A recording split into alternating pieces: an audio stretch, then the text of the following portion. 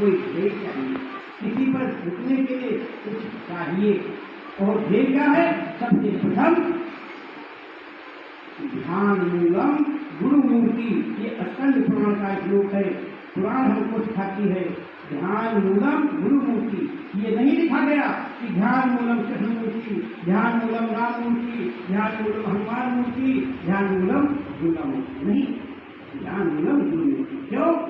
कि गुरु हमारे जैसा है, हमारे नीता जागता है, हमारे शरीर धारण किए हुए हैं और हम जब हमारे यहाँ भगवान राम और भगवान कृष्ण मानव के रूप में आए, हमारे जैसे बन के आए, तभी हमने उसकी पूजा की।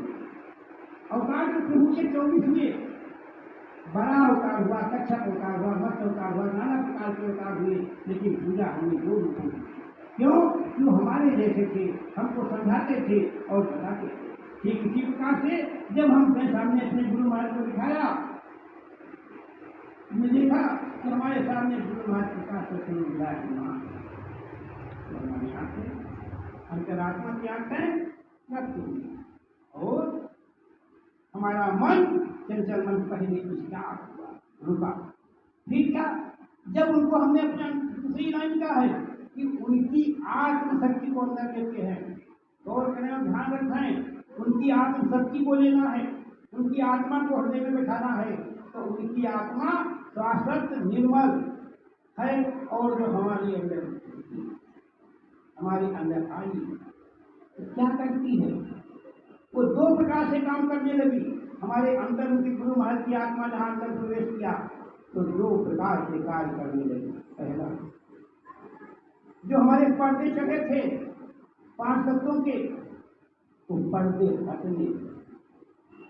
जब कहते हैं हम अन्नमय कोष पार किए, तो इसका तात्पर्य ये होता है कि हमने पृथ्वी तत्व का पर्दा हटा दिया, तभी तो हमने पार किया। अगर पर्दा बना रहा तो हमने पार कैसे किए? और दूसरी चीज, अगर जो पृथ्वी तत्व हटा तो उसके गुण तो भी आना चाहिए। अगर फिर गुण नहीं आए तो अपने कहने से पृथ्वी तत्व नहीं हटा, जब आएंगे तो उसके गुण भी आएंगे।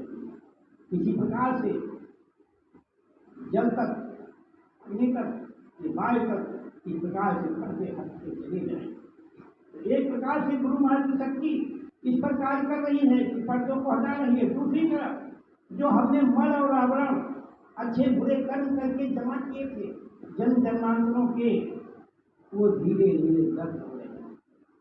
आप लोगों ने देखा होगा, जब ध्यान में बैठते होंगे